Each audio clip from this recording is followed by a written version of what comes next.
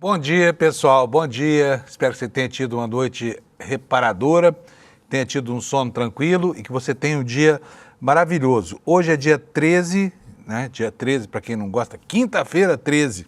Isso nos países latino-americanos de língua latina é um dia terrível.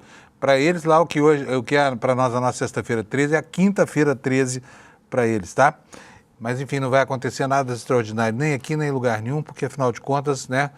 Superstição não tem espaço nas nossas vidas porque nós temos mais o que fazer.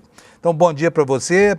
Vamos sair da cama com muita alegria para enfrentar esse longo dia de quinta-feira, né? E quero dizer para vocês desde já que o noticiário de hoje é um noticiário que vai girar em torno, mais uma vez, do pacote da segurança, do proposta do governo, que foi deturpada pelo secretário de Segurança Pública do Estado de São Paulo, o homem de Tarcísio de Freitas, que foi a Brasília para, enfim, conturbar a negociação em torno daquilo que ficou conhecido como o PL da Lei Antifacção.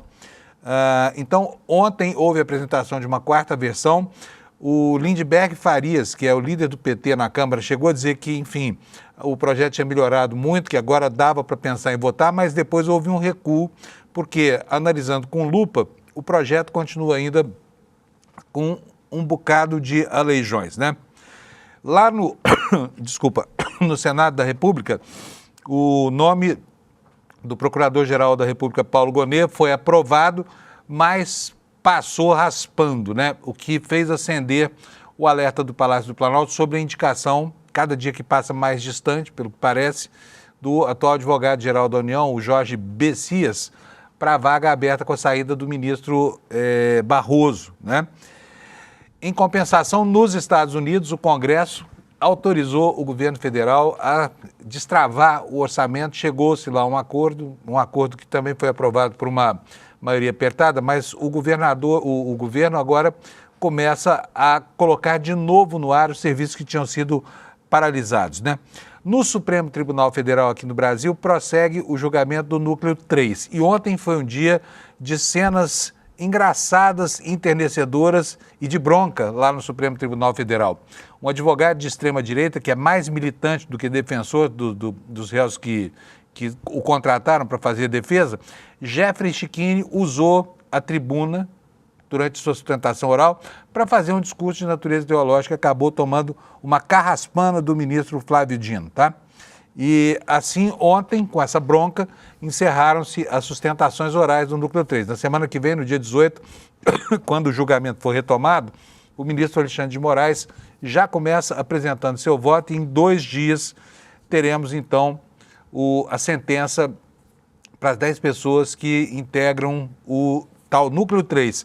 E o que é o Núcleo 3? São 10 pessoas que iriam executar aquele plano maluco de sequestrar o ministro Alexandre de Moraes e assassiná-lo, e também ao presidente Lula e o vice-presidente Geraldo Alckmin, né? Então é o que está acontecendo lá em Brasília.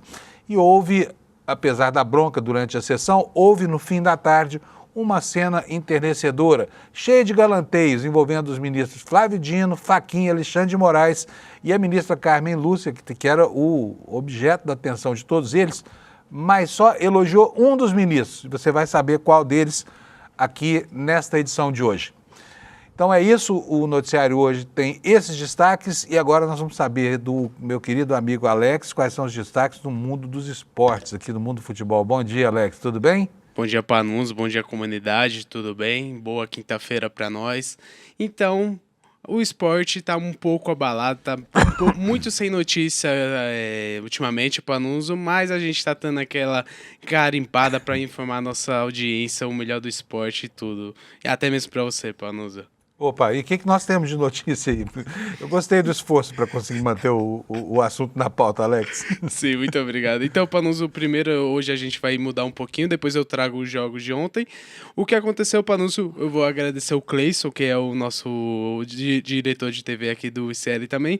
Ontem ele me deu uma pauta muito importante, até noticiou ali no rolê, que o escândalo de apostas ali na Turquia, Panuso, onde 1.024 jogadores dos campeonatos da primeira até a quarta divisão foram suspensos e estão sendo investigados por conta de apostas esportivas, e também os árbitros também estão sendo monitorados, Panunzio.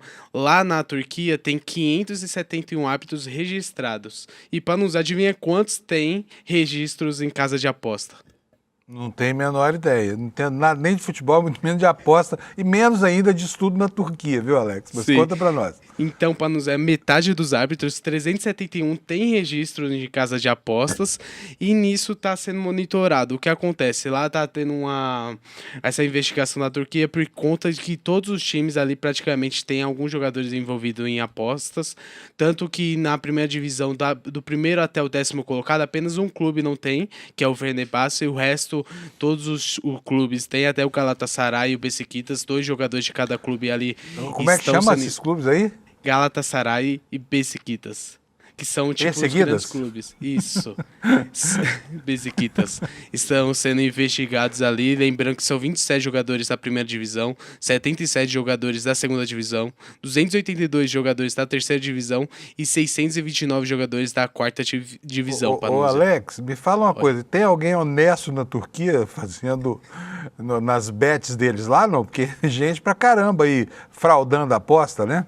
Sim, então, é muito estranho porque apenas um clube não está sendo investigado, de resto todos os clubes estão sendo investigados, e lembrando que tem 8 profissionais que já foram presos nessa operação, então é algo muito inacreditável que está acontecendo na Turquia, porque em todas as divisões, até mesmo os árbitros estão envolvidos nesse escândalo que está envolvendo ali o futebol turco, Panunzio. Pois é, onde tem aposta tem corrupção, né? Sim. E a Turquia é uma zona também, igual ao Brasil aqui. Tanto no futebol quanto na decência e também em relação à taxa de juros, né? Eles vivem concorrendo com a gente para ver quem tem a taxa de juros mais alta do mundo. Acho que nesse momento o Brasil está ganhando da Turquia, né? Por falar nisso, mesmo. Tem informação sobre isso no jornal, sobre economia, porque olha, que decepção esse Galípolo, hein? Todo mundo achava que o cara ia botar o trem de volta nos trilhos, a locomotiva do desenvolvimento, mas não. Está dizendo aí que percam as esperanças de ter juros nada. Tudo isso para quê? Para engordar banqueiro, né? Depois os caras saem do Banco Central diretamente para os bancos e corretores. Mas vamos falar de futebol, que é o que interessa. O que mais nós temos, Alex? Então, além desse escândalo, Panunzio, ontem teve um jogo atrasado da 16ª rodada, o jogo entre Atlético Mineiro e Fortaleza. Foi um jogo muito controlado ali pelo Atlético Mineiro, porém, no finalzinho teve um gol do Davidson. Primeiramente, o Atlético abriu 2-0, aí o Davidson fez um gol de desempate ali, fez 2-1, e nisso o Dudu fez 3-1. Só que o Davidson estava na noite iluminada ontem, Panunzio, e fez os 3 gols do Fortaleza, que o jogo acabou ali empate 3-3, dando um jogo realizado na casa do Atlético Mineiro pela 16ª rodada, esse jogo atrasado, Panunzio. Poxa vida, 3 gols num mesmo jogador durante uma única partida é muita coisa, é muito gol, hein? O cara deve ser bonzaço, hein, Alex? Então, ele fez o gol em 2021 do Palmeiras em cima do Flamengo, então eu tenho um grande carinho pelo Davidson. Poxa vida, viu? Justo em cima do Flamengo. Sim. Vamos nessa, Panunzio. Valeu. Vamos nessa. Terminamos, né? Maravilha. Bom, pessoal, vamos lá começar. Como sempre faço aqui, eu vou começar com a meteorologia. E hoje nós temos 2 alertas aqui de tempo. 2 não, são vários alertas, mas tem 2 regiões mais complicadas aqui. Você já vai ver aí na sua tela, o Alex vai mostrar pra gente o mapa do Brasil. Tá aqui, olha, essa região aqui, entre Rondônia e o Amazonas e o Nortão do Mato Grosso, tem o alerta mais severo, né? Alerta alaranjado, é um alerta de perigo, não é um alerta de grande perigo, mas vai chover bastante nessa região. Mas essa região aqui está habituada com a chuva, lá não tem muito problema, a densidade demográfica é baixa, enfim. Agora, aqui no sul do Brasil é complicado. Tem outro alerta aqui, olha, um alerta sobre o sul do Mato Grosso do Sul, mas é uma zona que exerce influência climática sobre também uma partezinha pequena do Noroeste Paulista e a metade oeste do Paraná e também do estado de Santa Catarina. Portanto, o pessoal dessa região aqui que se acautele, eu vou até ler aqui para vocês o que diz aqui o alerta. Está aqui, olha, chuvas de até 60 milímetros por hora, somando aí o volume acumulado 100 milímetros por dia. Ventos intensos que podem chegar a 100 quilômetros por hora, pode haver queda de granizo com risco de corte de energia, plantações, né, que estão recém semeadas aí, podem ser prejudicadas e pode ter queda de árvores e alagamentos nas regiões urbanas. Então é toda essa região aqui, olha, metade sul do Mato Grosso, metade oeste do Paraná, uma pontinha de São Paulo e também a pontinha oeste aqui do estado de Santa Catarina, tá bom? Esse é o alerta mais grave. Vou voltar aqui para o mapa, porque, olha, também em Salvador, cidade que está se transformando rapidamente no local de maior pluviosidade do Brasil, porque só faz chover lá em Salvador, né? O pessoal falava que era aqui, essa região do litoral sul aqui, entre Ubatuba, no estado de São Paulo, no litoral norte de São Paulo, e Paraty, no litoral sul do Rio de Janeiro, era a região mais chuvosa do Brasil, mas Salvador periga passar na frente disso aí, né? Agora, vamos dar uma olhadinha aqui nas temperaturas para a gente ver como é que fica. Olha aqui, eu falei, chuvas em toda essa área verde, na área verde clara também. Nessa área amarela e no amarelo claro aqui é sol bravo, tá? Sol bravão, com baixa umidade relativa do ar e calor. Vamos para as temperaturas. Em Porto Alegre a temperatura vai chegar a 29 graus, né? Ontem eu falei que tinha gaúcho virando churrasco lá em Porto Alegre. Hoje, de novo, nós vamos ter aquele cheirinho de churrasco espalhado no ar da capital do Rio Grande do Sul. Em Florianópolis, a máxima chega a 26 graus, nuvens, pancadas de chuva. Em Curitiba, a geladeira do Brasil, tiraram da tomada, porque a temperatura lá vai a 24 graus. Isso em Curitiba é muito calor. Em São Paulo, a temperatura chega a 32. Ontem foi um dia de calor escaldante, muito sol aqui na cidade de São Paulo, né? Hoje vai piorar, tá? Você que trabalha aí de terno e gravata, essa coisa toda, se prepare porque o dia hoje será um calorão. Lá no Rio de Janeiro não vai ser tão quente, a temperatura vai chegar a 30 graus e lá venta, né? Lá até a praia. Em Vitória, 28 graus, em Belo Horizonte, 30 graus de calor. Alô, minerada, se preparem aí também.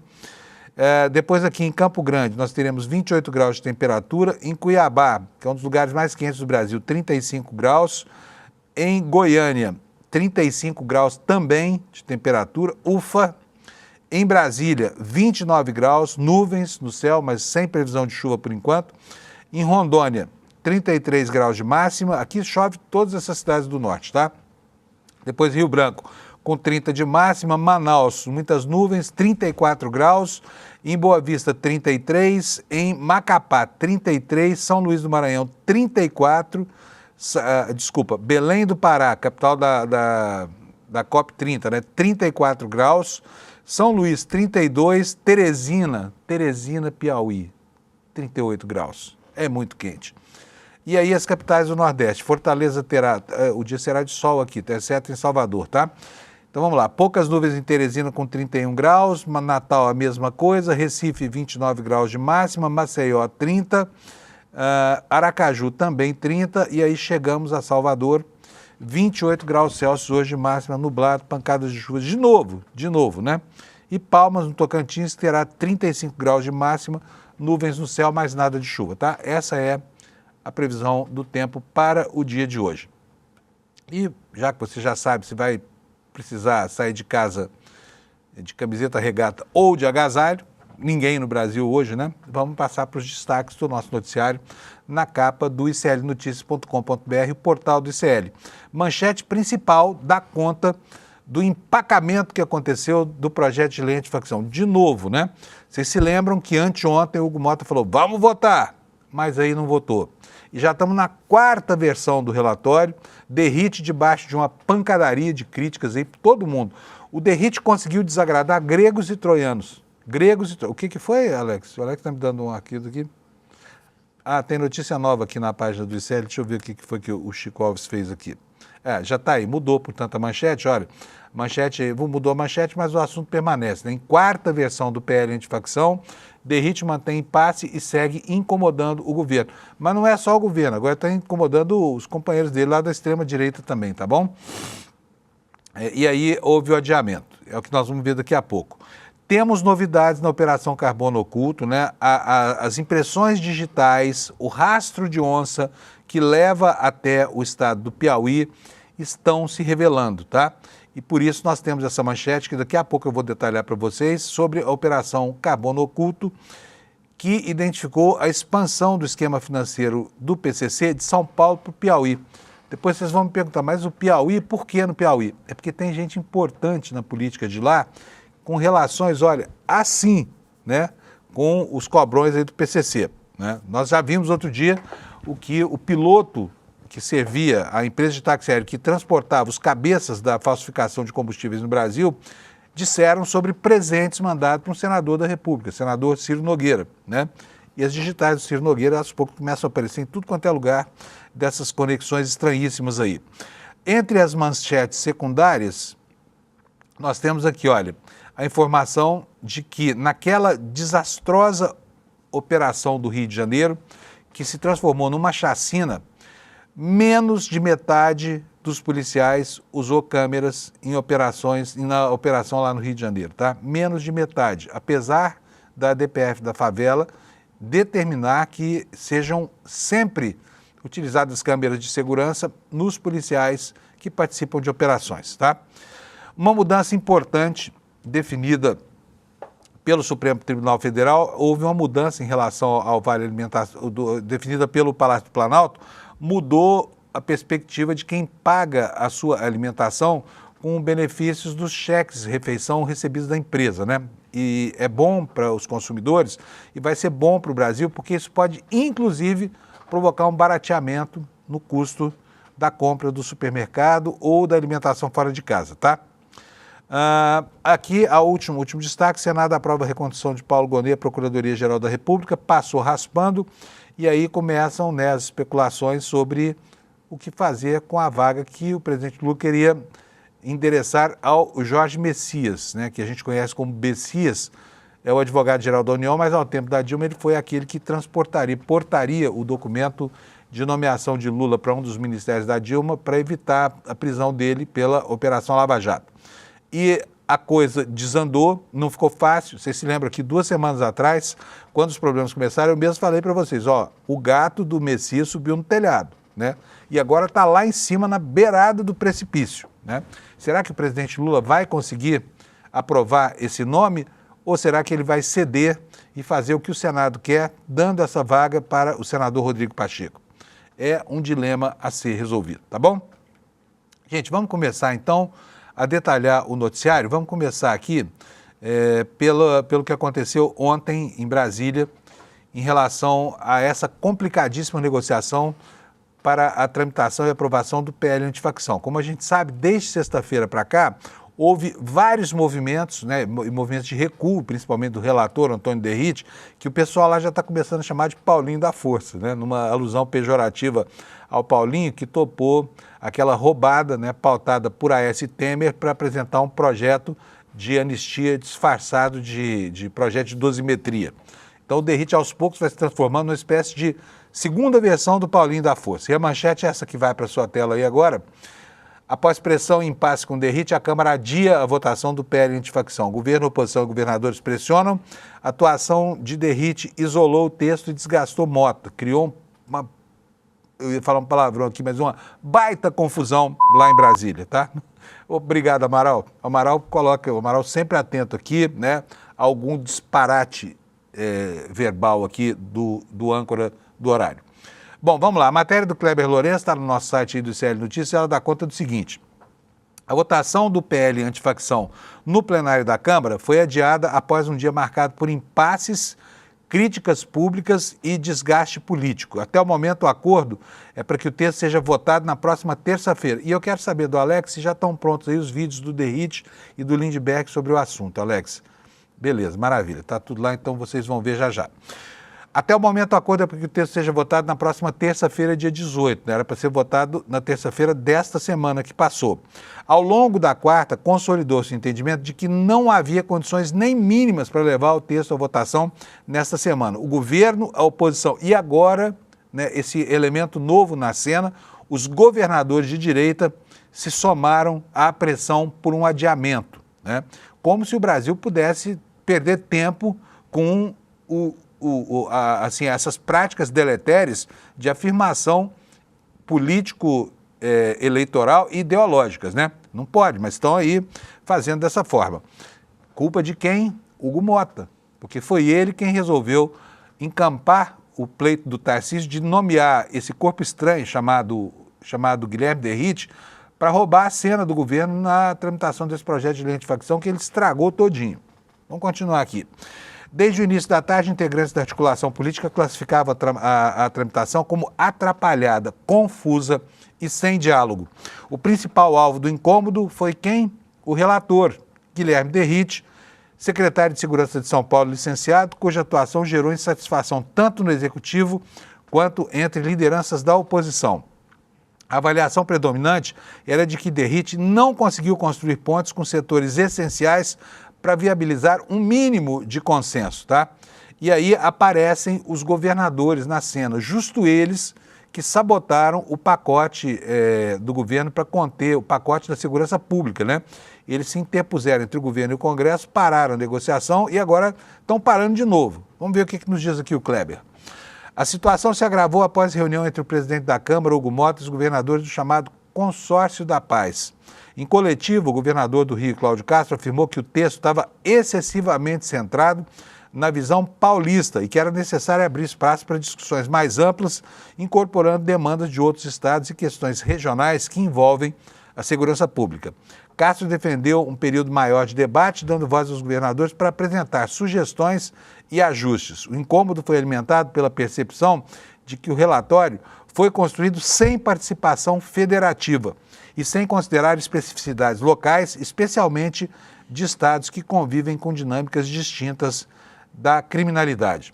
Bom, isto posto, vamos ver agora qual é a posição, porque ontem o Lindbergh andou dizendo, logo depois que houve o terceiro recuo do Derrite, que a proposta estava se aproximando de um ponto em que já dava para pensar em votar. Mas aí de tarde as críticas recrudesceram de todos os lados. E nós vamos agora ouvir o que foi que o Lindbergh disse sobre o atual estágio dessa negociação. Coloca para a gente, Alex, por favor. Não dá para aceitar. Esse projeto é de autoria do Poder Executivo. Eles criam um tipo penal completamente confuso. Domínio social estruturado. A gente chega, beira ao ridículo, estou falando desde ontem. Beira ao ridículo, domínio social, é uma facção criminosa. Então, olha, nós vamos continuar na nossa luta. Tiveram que fazer um recuo em relação ao terrorismo, em relação à competência das polícias federais. Mas a nossa posição aqui é o seguinte, nossa linha é muito clara. Não vamos aceitar negociar 1 milímetro que tire forças da Polícia Federal. E agora é em cima da questão dos recursos para a polícia. Pois é, explicando direito o que é isso, o Lindbergh publicou uma nota e essa nota explicita quais são as dificuldades, né? Ele diz aqui o seguinte, você está vendo aí na sua tela, a quarta versão do substitutivo do Derrite aprofunda a desorganização normativa, mantém vícios estruturais graves, especialmente ao retirar recursos da Polícia Federal no artigo 10, parágrafo 8º e 10º, enfraquecendo o órgão de coordenação nacional e contrariando o espírito da PEC da Segurança Pública. Em vez de fortalecer a PF, o texto promove uma fragmentação orçamentária em relação a fundos que comprometem a eficiência do enfrentamento às organizações criminosas.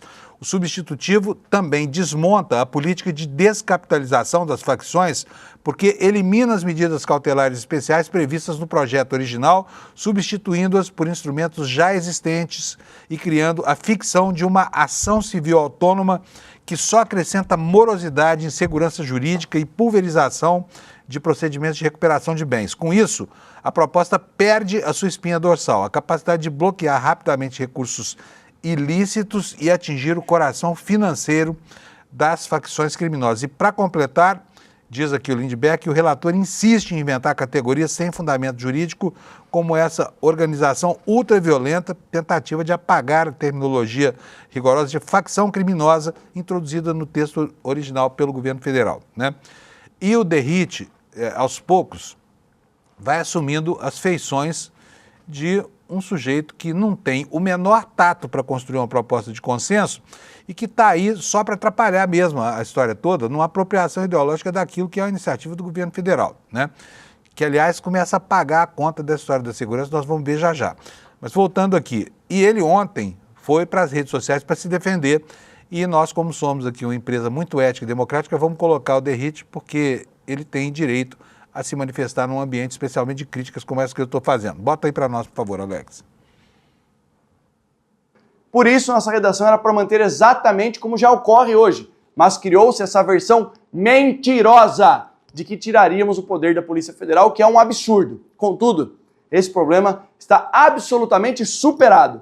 Como tiramos essas modificações e o novo texto dentro da lei antiterrorismo, não há motivo mais para tratar de competência das polícias estaduais e federais, pois não tem a limitação que existia da lei federal antiterrorismo, que esses crimes eram exclusivamente de competência da Polícia Federal. Essa narrativa maldosa, feita por pessoas que lutam incessantemente para que uma lei como essa, uma lei dura, que traz aqui uma inovação dentro do nosso ordenamento jurídico, com penas que podem chegar até 60 anos de prisão para líderes de organizações criminosas, esses que vão cumprir obrigatoriamente o cumprimento da pena no sistema penal federal, que não vão ter direito à visita íntima, os filhos não terão direito ao auxílio reclusão. Pois é, tá aí a palavra do Derrite, né? Ou seja, o novo Paulinho da Força. Derrite é o novo Paulinho, é o mantra que se canta lá em Brasília. E o Kleber Lourenço aqui nos explica mais uma vez, né, por que sai dinheiro do orçamento da Polícia Federal nessa matéria que está aqui no nosso site, no iclnoticias.com.br. Se você quiser ler a matéria inteira, é só ir lá no iclnoticias.com.br e a gente vai ler para você um trechinho aqui dela, tá? Ele diz o seguinte: o governo Lula intensificou nas últimas horas a articulação política para impedir a votação do PL da antifacção nesta semana. O projeto relatado por Derrite segue sob forte resistência dentro do Ministério da Justiça e Segurança e entre técnicos da área de inteligência. Por quê? Integrantes da articulação política afirmam que é uma preocupação do Palácio do Planalto com o rumo da proposta, que é classificada como um retrocesso grave, né, no modelo de combate ao crime organizado. O secretário de Assuntos Legislativos do Ministério da Justiça, Marivaldo Pereira, foi categórico ao dizer que o texto é um verdadeiro retrocesso e que prejudica o combate às formações criminosas e enfraquece o financiamento da Polícia Federal. Segundo ele, Derrite continua atacando a Polícia Federal por outros meios e demonstra um profundo desconhecimento das dinâmicas atuais do crime organizado.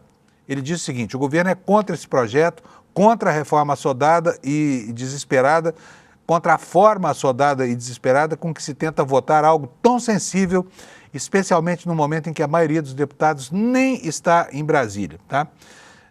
Então, é assim que a banda toca no projeto de lei antifacção. E agora, enquanto a discussão não caminha, quem está pagando a conta por isso é o presidente Lula. Ontem saiu mais uma rodada do Pesquisa Genial Quest e essa rodada aponta que houve uma pequena redução na aprovação ao presidente Lula. Vou mostrar para vocês algumas das lâminas das pesquisas. Tá aí, olha, aprovação ao governo Lula, né?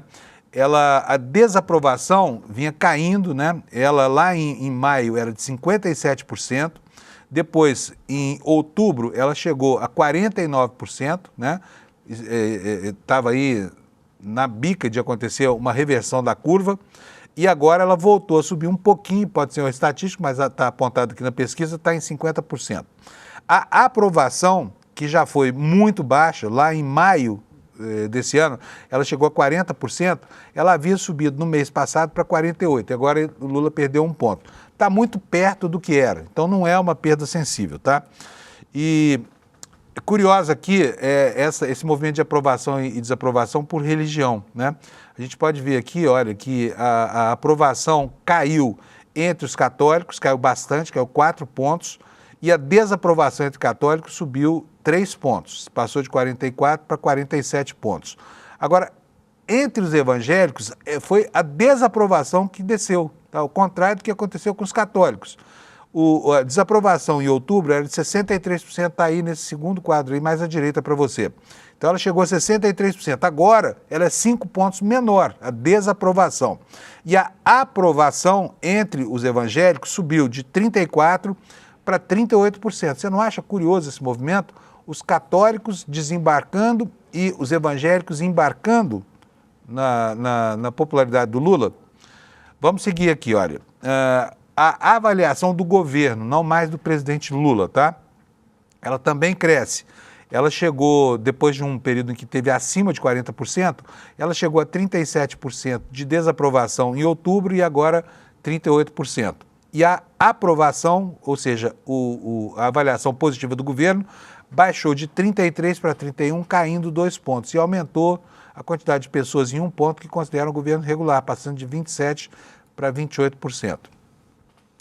Aqui o calcanhar de Aquiles, que é justamente a questão da segurança pública, e a oposição brasileira sabe disso e por isso força o desgaste do governo, já tendo como perspectiva o quadro eleitoral lá em 2026, que ainda está longe, né? Ainda falta muito tempo. Mas vamos lá, olha, aprovação à mega chacina do Cláudio Castro lá no Rio de Janeiro. 67% dos brasileiros, ou seja, 2/3 exatos, né? 67%, aprovaram a matança, tá? E 25%, 1/4, desaprovaram a matança. Isso no Brasil. No Rio de Janeiro, a aprovação é menor do que no Brasil. Talvez pela proximidade do ambiente da tragédia, né? Lá são 64%, 3% a menos do que no plano nacional, de aprovação àquela chacina que aconteceu por lá. E 27% desaprovam, ou seja, mais gente no Rio de Janeiro desaprova do que na média do Brasil. Vamos para a próxima lâmina aqui. Entre os eleitores do Bolsonaro, entre a direita bolsonarista e a não bolsonarista, lá na última coluna, tá nas duas últimas ali, olha, a aprovação, a operação chega a 84% e 85%. Na esquerda lulista, a aprovação chega a 56%, ou seja, tem mais eleitores do Lula que aprovam do que desaprovam, e muito mais, hein? Porque desaprovam são só 36%. Então, o Palácio do Planalto tem que ficar muito atento à narrativa que se criou aí em torno dessa história toda. E entre a esquerda não lulista, a aprovação é menor do que entre a esquerda lulista. 46% aprovam e 46% desaprovam. Portanto, deu um empate técnico aqui. Sobre o uso exagerado da força na operação policial. 29% dos brasileiros consideram que sim, houve exagero no uso da força, e 67%, ou seja, 2/3 da população, acham que não, foi tudo normal. Aquela matança foi um mal necessário, né? Assim pensam 2/3 dos brasileiros. Você gostaria que uma operação como essa, já que aprovam, né, de maneira tão enfática, você gostaria que uma operação igual a essa acontecesse no seu estado? Perguntou o Instituto Quest para os seus entrevistados. 42% disseram que sim, queremos uma operação no estado, mas 55% disseram, me inclua fora dessa, não quero operação policial dessa natureza no meu estado, né? E aqui, olha, a gente vê uma queda sensível, né, da avaliação das ações do governo da segurança pública, apesar desse esforço todo para aprovar projeto de lei antifacção e outras medidas. A aprovação passou de 25% para 26%. A desaprovação, a avaliação negativa do governo, baixou de 38% para 34%, e os que consideram regular o governo na segurança subiram para 36%. Tá? E no plano dos estados, a aprovação baixou de 36% para 35%, tá? E a desaprovação baixou de 28% para 27%. Deixa eu ver se tem mais um, não tem mais nenhum slide não. Então é isso, mas essa pesquisa demonstra de maneira cabal o que acontece na opinião pública brasileira em relação à aprovação dessas coisas todas, tá bom? A aprovação da operação no Rio de Janeiro. Gente, vamos passar agora para o Supremo Tribunal Federal. Ontem houve a continuação do julgamento lá do Núcleo 3. O Núcleo 3 é aquele núcleo, como eu já disse lá para trás, aquele núcleo mais violento dessa trama golpista toda. São os responsáveis lá pela Operação Punhal Verde e Amarelo. São 10 réus que iriam sequestrar, prender, matar o ministro Alexandre de Moraes, o presidente Lula e o vice-presidente Geraldo Alckmin, né? Era a turma violenta lá do Supremo Tribunal Federal. E ontem, na continuação do julgamento, ontem foram ouvidos os advogados de 4 dos réus que fizeram lá suas sustentações orais, e um deles chamou a atenção e levou uma carraspana do ministro Flávio Dino, muito merecida. Quem é esse advogado? É o advogado Jeffrey Chiquini, lá do Paraná. Ele é professor de Direito Processual Penal, defende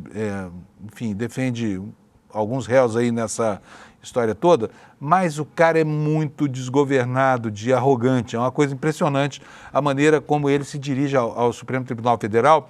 Nas suas redes sociais, ele esculhamba os ministros, claramente, move uma campanha de perseguição ao Alexandre de Moraes, aí se apresenta na tribuna ainda querendo ensinar o Padre Nosso ao vigário. E é exatamente isso que nós vamos ver. Repara bem, eu separei aqui um trecho da atuação desse advogado e eu queria muito a sua opinião aqui na nossa área de comentários, tá bom?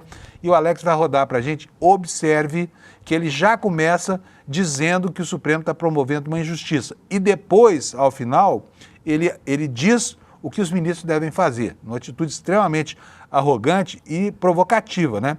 Que não sei se funciona em relação ao interesse legítimo do cliente dele, que estava ali dependendo de uma atuação de um advogado minimamente descomprometido, né, das suas causas ideológicas. E eu já vou antecipar que esse Jeffrey Schichini, ele está usando a tribuna do Supremo para fazer a campanha dele a senador. Ele é candidato declarado a senador lá pelo estado do Paraná. Talvez isso explique o modo histriônico e desastroso como ele se apresenta diante da corte mais importante do país. Roda para nós o VT, por favor, Alex.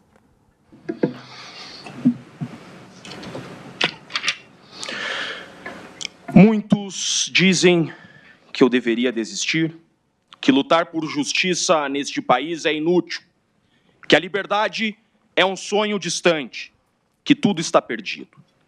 Porém, quando vejo a mentira sendo chamada de verdade e o justo sendo tratado como criminoso, algo dentro de mim se acende.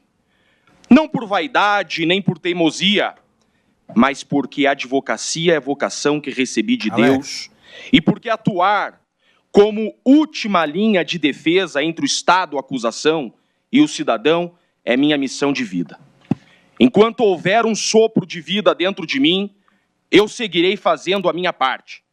Nem que seja para escancarar a injustiça e deixar registrado para o futuro que neste tempo e neste Brasil tão difíceis, houve advogados que não se curvaram. Eu encerro lembrando de uma célebre frase de Platão. Abro aspas. É mais fácil sanar a ignorância do que o conhecimento errado. Essa defesa conseguiu sanar o conhecimento errado. Senhor ministro presidente, máximo respeito à vossa pessoa, vossa excelência, ministro relator, ministra Carmen Lúcia, ministro Zanin, procurador da República. Essa defesa com muito respeito devolve a palavra esse juízo e pugna pela absolvição de Rodrigo Bezerra de Azevedo por negativa de autoria. Você viu, né? O cara é extremamente arrogante. Vocês não têm ideia do que esse sujeito faz nas redes sociais dele contra o Supremo Tribunal Federal. Tá? É uma campanha diuturna e aí se apresenta lá ainda querendo ensinar aos ministros como é que eles votaram. Tá? Mas o presidente da primeira turma, o ministro Flávio Dino, não deixou passar em branco. Tá? Foi a primeira vez que esse advogado foi admoestado, teve a atenção chamada para o seu comportamento, não só na tribuna, né, onde ele faz de palanque, mas especialmente do lado de fora do Supremo, porque ele achincalha, ele avacalha com o tribunal. Olha só a bronca que o Jeffrey Schichini tomou do Flávio Dino. Nós, como tribunal, é da nossa tradição mais do que centenária, valorizamos muito as argumentações das partes. E quem tem acompanhado esses julgamentos sabe da importância das sustentações orais. E nós respeitamos muito, claro, todo o direito, tanto do Ministério Público quanto da advocacia. O tribunal, assim como faz em relação às partes, é destinatário também, como um dever legal, de respeito. E isto vale para esta tribuna, que não é uma tribuna parlamentar, que não é uma tribuna do Tribunal do Júri, e vale também para as outras manifestações externas a esse plenário. Isso se chama lealdade. E o tribunal tem sido, ao longo desses mais de 100 anos de república, extremamente leal com a advocacia brasileira. E, portanto, nós reivindicamos idêntico tratamento. E, repito, não só nesta tribuna, como fora dela.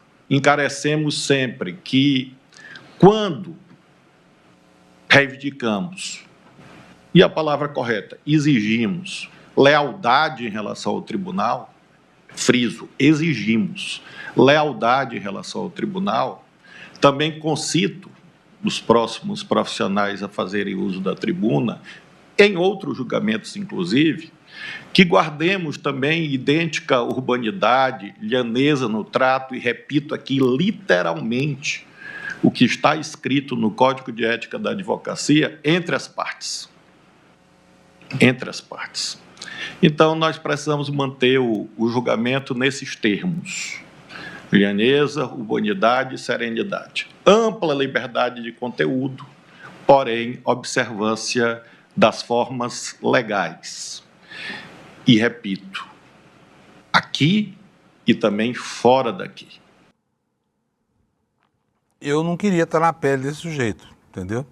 Mas ele gosta, né? Porque está lacrando pra caramba aí, vai fazer uma campanha lá, diz que é candidato a senador. Não sei se vai ser senador, se vai ser deputado, porque a disputa por uma vaga de senador está muito aguerrida, né? Mas aqui eu falei, queria a sua opinião aqui na nossa área de comentário, então vou dar aqui, ó. Josafá Miranda diz o seguinte: já deu um tiro no pé. O Wellington de Andrade: pior foi o Flávio Rachadinha contra o Gonê. Daqui a pouquinho nós vamos ver, tá? Anti-JR 69, Flávio Dino é o grande magistrado da nossa nação, tá? Andrei Velmer: só aumentei o volume ao ver o Dino. E aqui tem gente reclamando, mas vocês ficam dando espaço para esse sujeito. Mas, gente, nós não podemos esquecer que, para criticar, a gente tem que ouvir o outro lado, não é verdade? Eu sei que é duro, né? Você ir tomando café da manhã, tem que ouvir, né, essa postura arrogante, mas tudo bem, né? Aí tem mais aqui, ó, Eliana Souza Santos: parabéns, ministro Flávio Dino, né? E etc. Segue por aí. Portanto, desaprovação geral aqui na nossa área de comentário, com uma ou outra dissonância aí do pessoal que acha que a Terra é plana. Mas vamos tocar em frente aqui o nosso noticiário, porque da mesma maneira como a sessão começou com essa bronca, a sessão de julgamento, na sessão do Supremo Tribunal Federal, ontem, no fim da tarde, houve um momento de amor, no pleno plenário do Supremo Tribunal Federal. O amor estava no ar, galanteios, elogios, todo mundo galanteando a ministra Carmen Lúcia, que, no entanto, só afagou um dos galantes ministros que estavam ao lado dela, que foi justamente quem? Quem que você acha que a ministra afagou, verbalmente falando? O ministro Flávio Dino. Olha só que coisa curiosa, depois dessa hora de tensão aí, o lindo momento em que o amor estava no ar no Supremo Tribunal Federal. Roda para nós, Alex, por favor.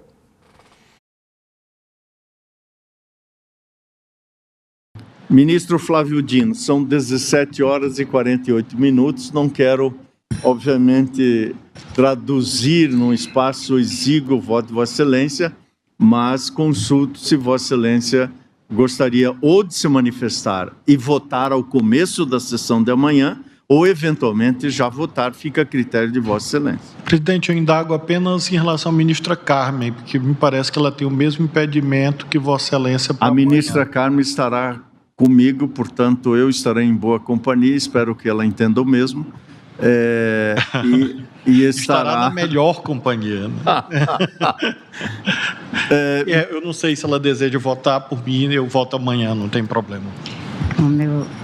Eu agradeço porque, como o presidente vem de dizer, amanhã estarei na companhia de Sua Excelência, então, se o ministro Flávio Dino, até porque o meu entendimento é exatamente o dele, que quando eu era advogada presidente, eu vi da tribuna alguém perguntar, um dos mais novos, ao presidente perguntar do tribunal: como voto Vossa Excelência? Voto com o decano, mas o decano não votou ainda, não tem importância, eu voto com ele de qualquer jeito. Também agradeço a gentileza exemplar do ministro Flávio Dino. Queria que todos os homens no mundo fossem tão gentis quanto. Faz um enorme gosto. Nós queremos igualdade com carinho no tratamento. Sabe? Ministra Carmen, o ministro Alexandre está morrendo de ciúme. Quero Eu informar adoro Vossa isso, eu Excelência. quero morrer assim, com um se agradando e o outro com ciúme. É isso que eu quero no final da vida. Doutor, ministro Flávio, não estou mais porque amanhã vai fugir com o ministro Fachin, não gostei. Que eu fui envolvido. Como terceiro interessado, foi chamado Alídio.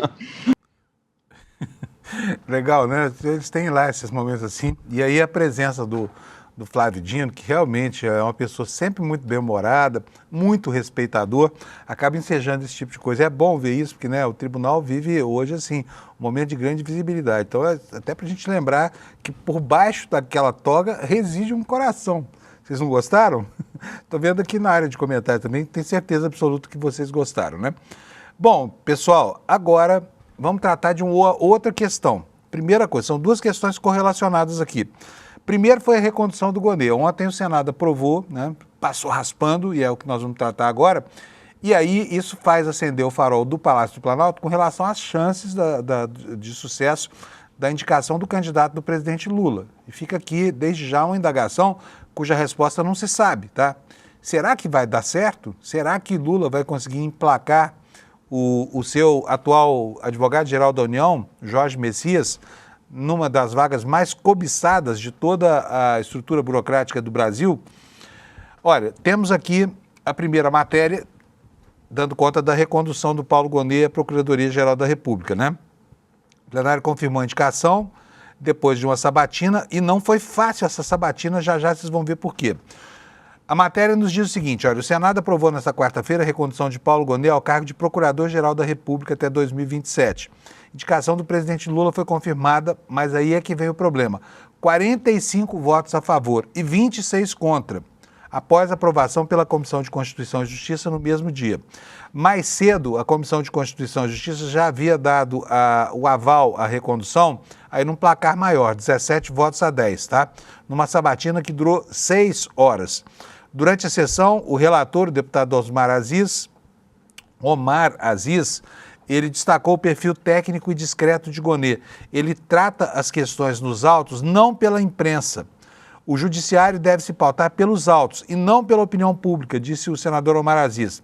Na sabatina, Gonê defendeu a atuação da PGR sob seu comando e fez críticas indiretas à Operação Lava Jato. Ele disse o seguinte: da PGR não saem denúncias precipitadas nem medidas que interfiram em direitos fundamentais.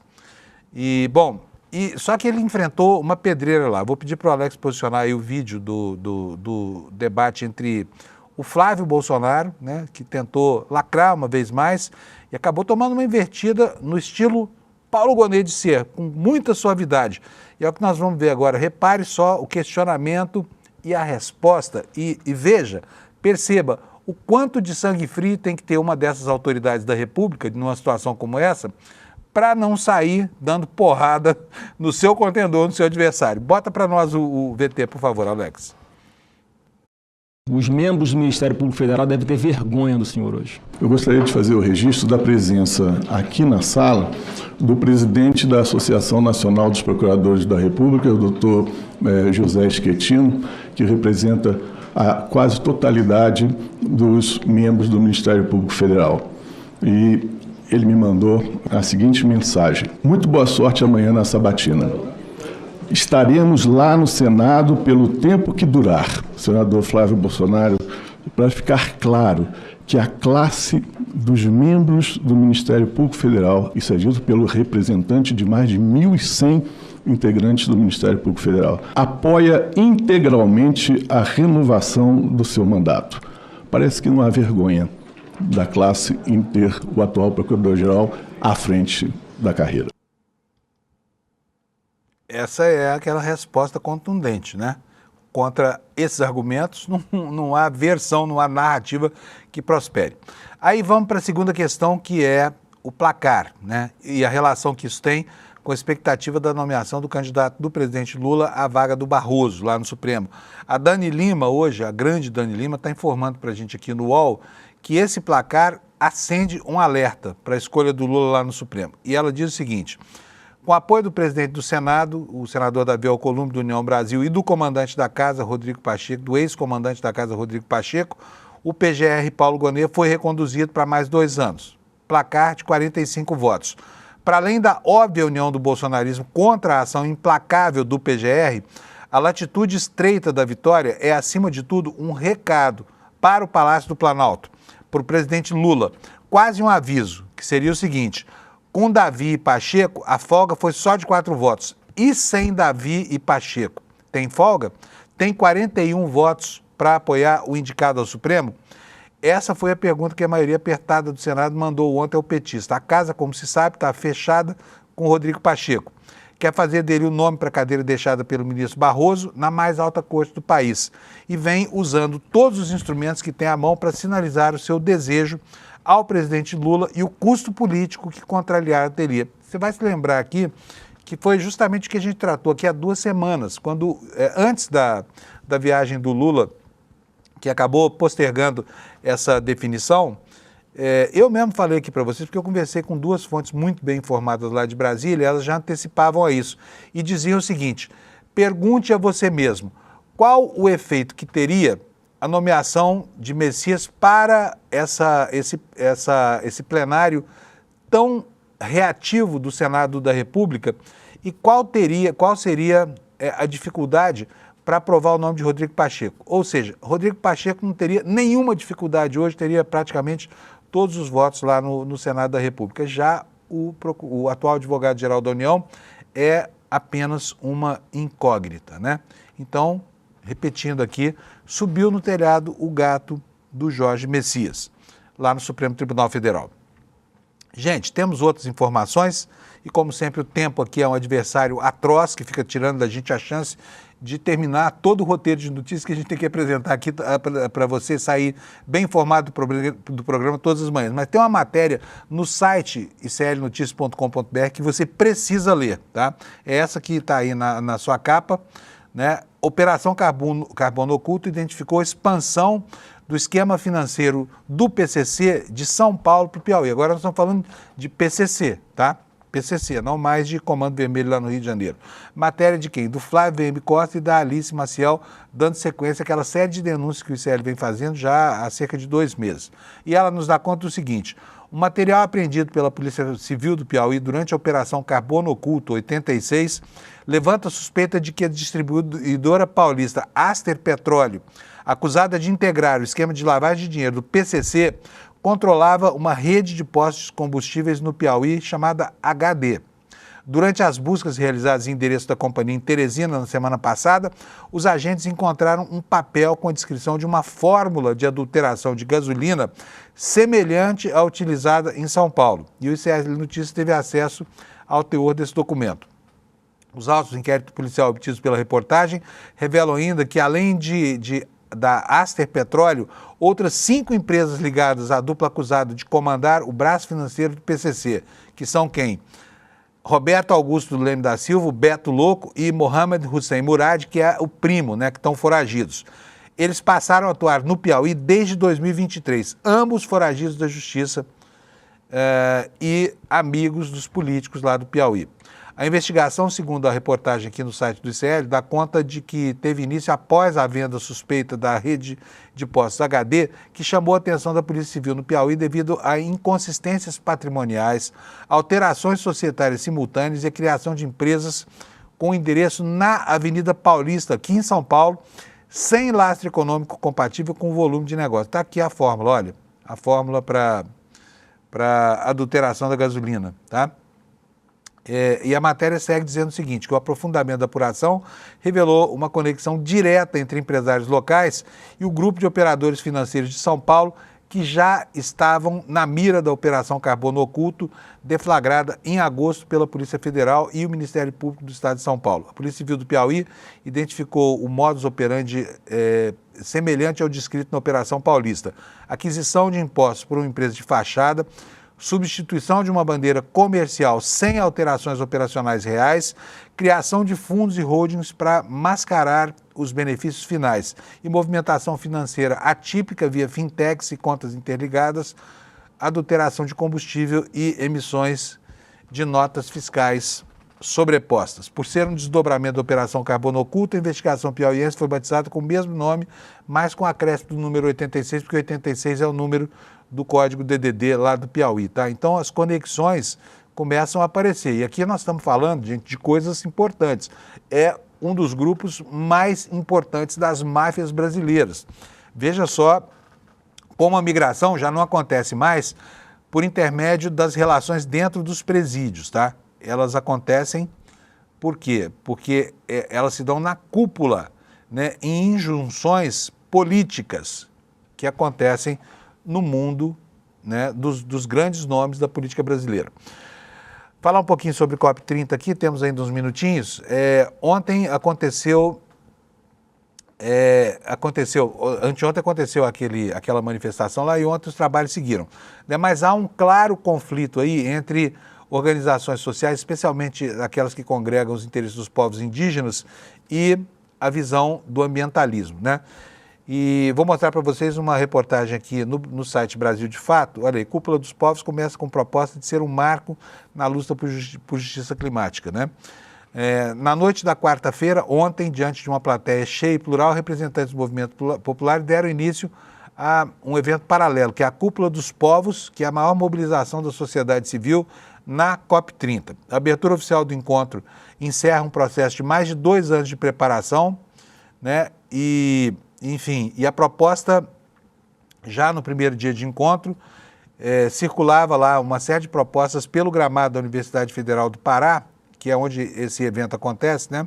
E havia pessoas de diversos lugares trazendo para o encontro histórias e denúncias. Indígenas, ribeirinhos, quilombolas, jovens, estudantes, mães e pais com crianças de colo, segurando a bandeira e se colocando lá, né, querendo participar dessa discussão. Na área oficial da COP30, né, que é composta por 2 zonas, a Zona Azul e a Zona Verde, grandes corporações, muitas delas vinculadas a crimes ambientais, que estão patrocinando os espaços. E aqui começam os conflitos. É o caso, por exemplo, da mineradora Vale, da Vale do Rio Doce, né, que é um dos principais financiadores do evento, e também uma empresa que está relacionada a 2 tragédias ambientais gigantescas no Brasil. O rompimento da barragem de Mariana em 2015 e da de Brumadinho em 2018 lá em Minas Gerais. E diante do que classificam como contradição ou hipocrisia, os movimentos populares organizaram um espaço de debates, manifestações, feira, apresentações culturais, com apresentações que vão até o próximo dia 16, tá?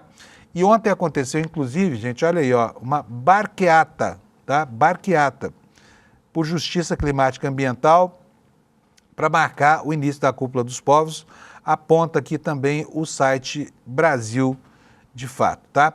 Eu preciso registrar aqui, vai ser a última informação do dia de hoje, vou ler para vocês aqui, mostrar a manchete do New York Times. Olha, Trump assina um projeto de lei que encerra a mais longa paralisação da história do governo americano.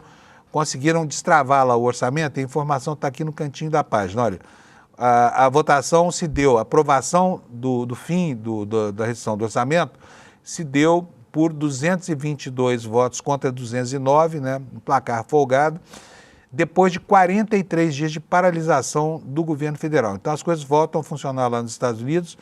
A gente estava vendo que houve restrições em aeroportos, porque os controladores de voo não estavam recebendo, e o Trump estava se valendo desse shutdown, como eles chamam lá, dessa paralisação, para quê? Para continuar demitindo no serviço público americano, né? É isso, gente. Terminei por aqui. Quero de novo convidar vocês para conhecer a segunda pós-graduação, a segunda turma da pós-graduação aqui do ICL.